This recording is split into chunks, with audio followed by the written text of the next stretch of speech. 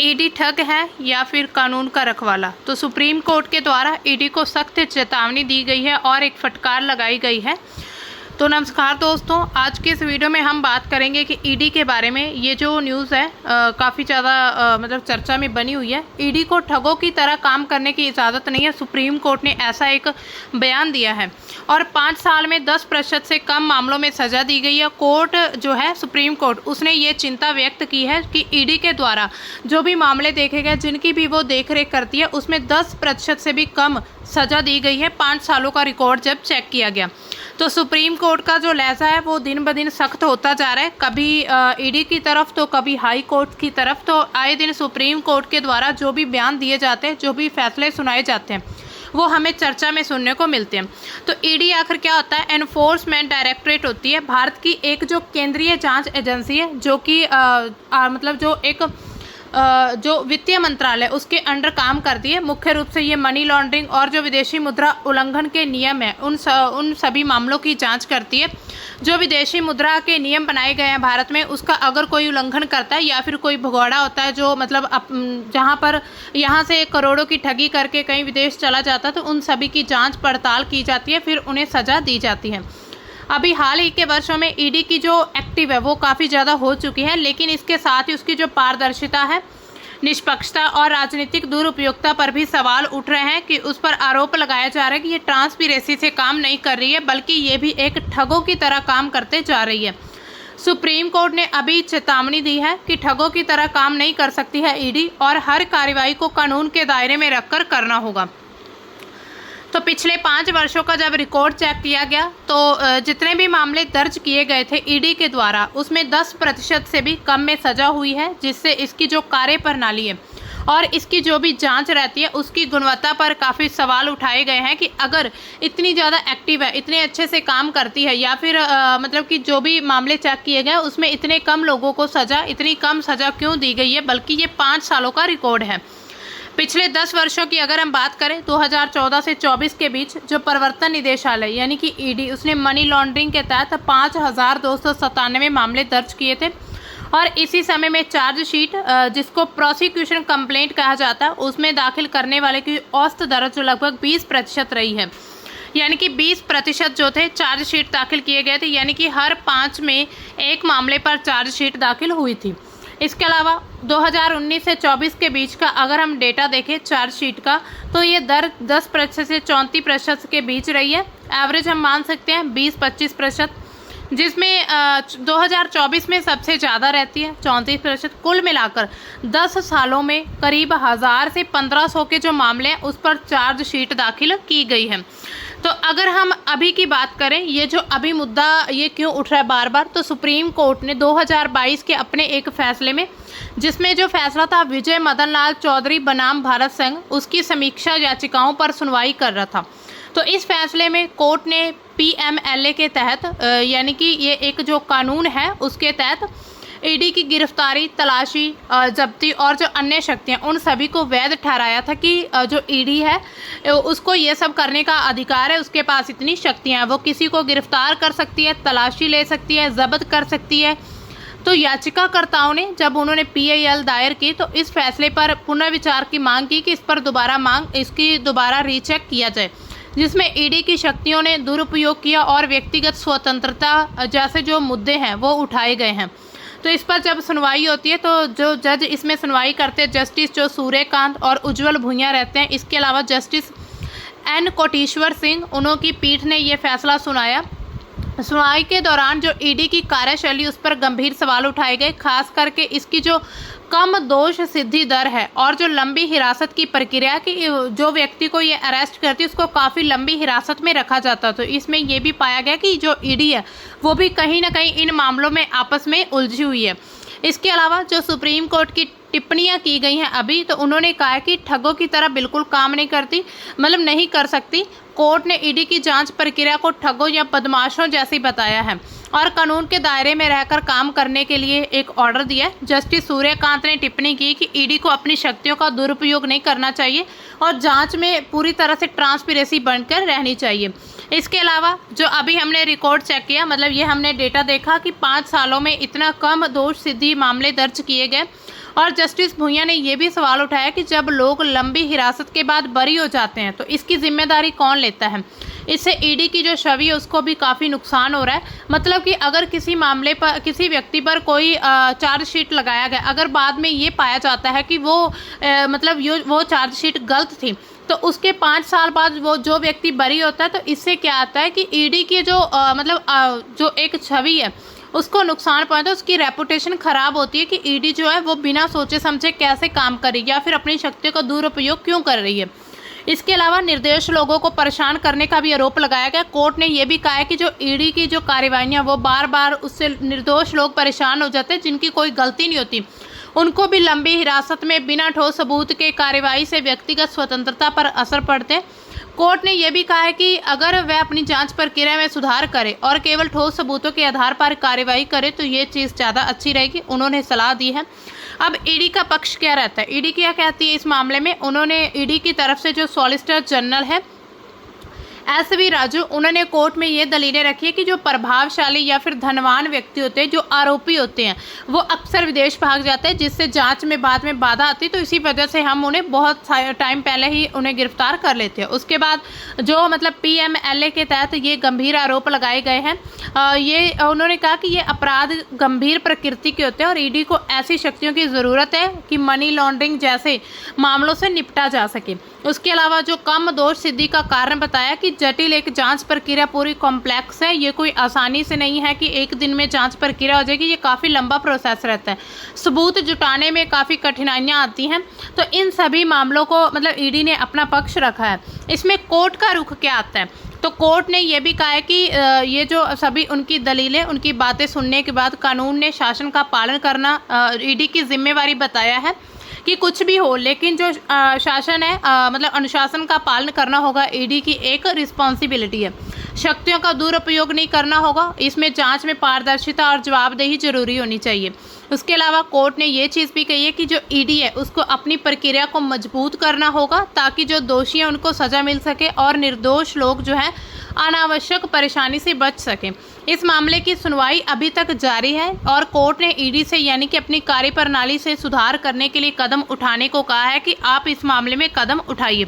इसके अलावा अगर हम बात करें पावर ऑफ सुप्रीम कोर्ट की, कॉन्स्टिट्यूशन में कौन कौन सी पावर्स दी गई हैं सुप्रीम कोर्ट को, तो सबसे पहले तो जो आर्टिकल है इसकी जो जुडिशनरी अथॉरिटी है, ये एक जुडिशनरी अथॉरिटी इसको एस्टेब्लिश किया गया है पार्ट 5 के अंडर और चैप्टर 4 आता है जिसमें आर्टिकल 124 से लेकर 147 तक सुप्रीम कोर्ट की शक्तियों का विवरण दिया गया है। संविधान में सबसे ऊंचा स्थान अगर हम देखें तो सर्वोच्च न्यायालय का सबसे ऊंचा स्थान रहा है। मतलब कि अगर कोई भी व्यक्ति संविधान का उल्लंघन करता है या फिर किसी प्रकार की न्याय में कोई भी परेशानी आती है या किसी व्यक्ति के साथ अन्याय होता है तो वो सुप्रीम कोर्ट में अपनी याचिका दायर कर सकता है या अपने मामले को सुप्रीम कोर्ट में ले जा सकता है। अनुच्छेद 124 क्या कहता है कि भारत का जो सर्वोच्च न्यायालय है उसकी स्थापना और गठन से संबंधित है। इसमें यह कहा था कि भारत का एक सुप्रीम कोर्ट होगा जिसमें एक मुख्य न्यायाधीश और बाकी न्यायाधीश होंगे जो उसकी हेल्प करेंगे। अनुच्छेद 129 क्या कहता है कि सर्वोच्च न्यायालय को अभिलेख न्यायालय यानी कि कोर्ट ऑफ रिकॉर्ड भी बनाता है, यानी कि सभी प्रकार के रिकॉर्ड इसमें रखे जाते हैं जिसमें हम जब कोई ऐसे केसेस पढ़ते हैं जिसमें पुराने केसेस को आधार मानकर यानी कि एक पूरा रिकॉर्ड रखा जाता है, उसी आधार पर बाकी फैसले सुनाए जाते हैं। उसके अलावा अनुच्छेद 131 क्या कहता है, सर्वोच्च न्यायालय के जो मूल क्षेत्र अधिकार है उससे संबंधित कौन कौन से क्षेत्रों में ये सर्वोच्च न्यायालय काम कर सकता है। अनुच्छेद 132, 33, 34 के अनुसार सर्वोच्च न्यायालय जो एक अपीलीय क्षेत्राधिकार है। 135 के तहत संघीय न्यायपालिका की जो शक्तियाँ सर्वोच्च न्यायालय को दी गई हैं। 136 में ये लिखा है कि सर्वोच्च न्यायालय में अपील जो की विशेष अनुमति से संबंधित है, यानी कि अपील की जा सकती है। इसके अलावा जो सर्वोच्च न्यायालय वो समीक्षा भी कर सकता है या फिर अपनी शक्ति की व्याख्या भी करता है। सर्वोच्च न्यायालय के जो अधिकार क्षेत्र है उसके विस्तार से संबंधित 138 आर्टिकल और उसके अलावा सुप्रीम कोर्ट को रिट जारी करने की शक्तियां भी प्रदान करते हैं, यानी कि सुप्रीम कोर्ट रिट भी जारी कर सकता है।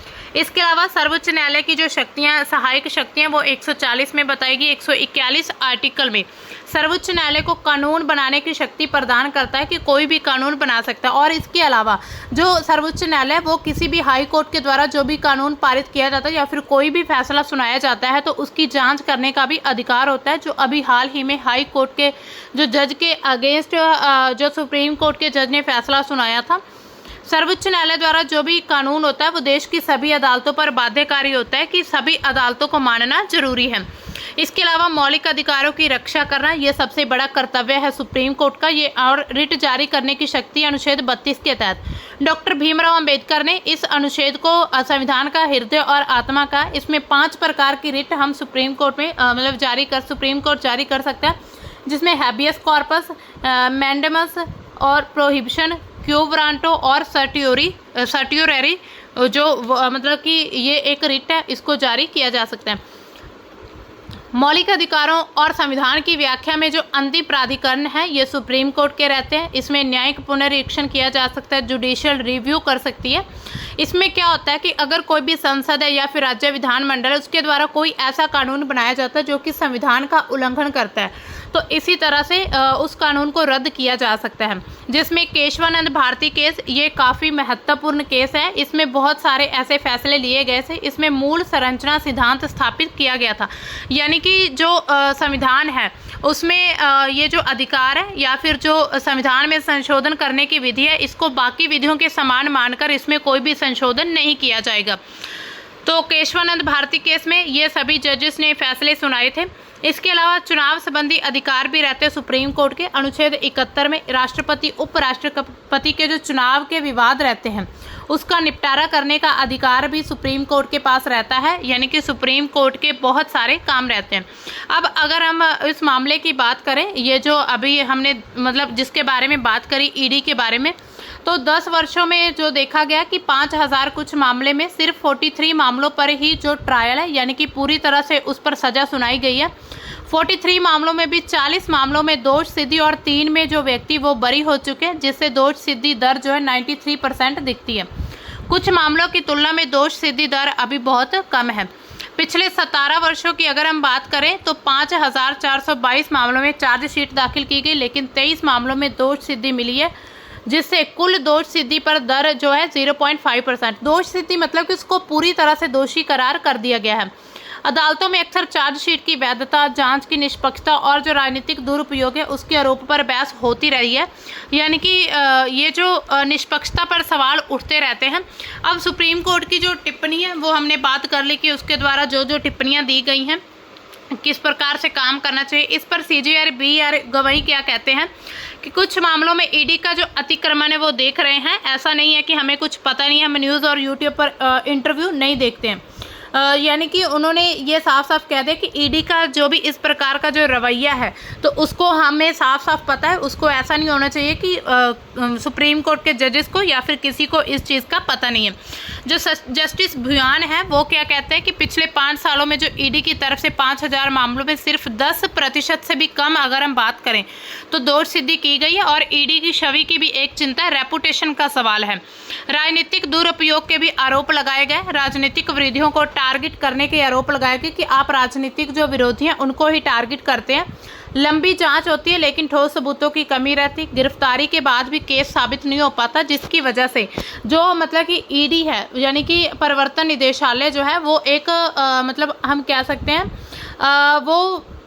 मतलब कि बिना किसी ठोस सबूत के किसी भी व्यक्ति पर कोई मामला दर्ज कर देती, चार्जशीट दाखिल किया जाता है, जिसके बाद वो 5-6 साल बाद व्यक्ति बरी हो जाता है। और फिर इससे क्या होता है कि ईडी की रेपुटेशन पर ही सवाल उठते हैं कि उसको काम करने का तरीका जो वो सही नहीं है। इसी तरह राजनेताओं से जो ईडी के मामले 98% जो है विपक्षी नेताओं के खिलाफ दर्ज किए गए हैं। जो अभी विपक्षी नेता अगर हम जिसको विपक्षी दल मानते हैं तो उसमें 98% उनके खिलाफ दायर किए गए हैं ऐसे मतलब कि ईडी के जो मामले रहे हैं। इसके अलावा जो सुप्रीम कोर्ट का निर्देश क्या है कि पारदर्शिता, निष्पक्षता होनी चाहिए, सबूत के आधार पर काम होना चाहिए, अनावश्यक दबाव या फिर राजनीतिक हस्तक्षेप से बचाव करना चाहिए। अब देखिए बदमाशों की तरह काम नहीं कर सकती, ये सुप्रीम कोर्ट के द्वारा टिप्पणी की गई है।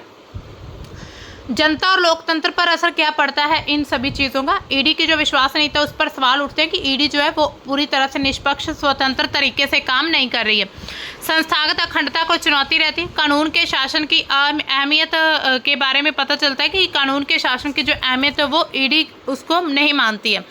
इसके अलावा अगर हम इस पूरी न्यूज़ का एक निष्कर्ष देखें, कंक्लूजन क्या है कि ईडी का मजबूत होना तो जरूरी है, लेकिन कानूनी और नैतिक सीमाओं के भीतर उसको रहकर काम करना होगा। जनता का भरोसा बनाने के लिए उसको पारदर्शी जांच करनी होगी।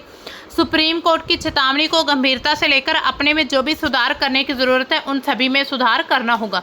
तो दोस्तों ये थी हमारी आज की न्यूज़, जिसमें हमने देखा कि सुप्रीम कोर्ट के द्वारा ईडी को बहुत बड़ी फटकार लगाई गई है। अब इस पर ईडी का क्या रिएक्शन आता है ये हम आने वाले टाइम में देखेंगे। तो दोस्तों मिलते हैं हम अपनी नेक्स्ट न्यूज़ में, तब तक के लिए बाय, थैंक्स फॉर वॉचिंग।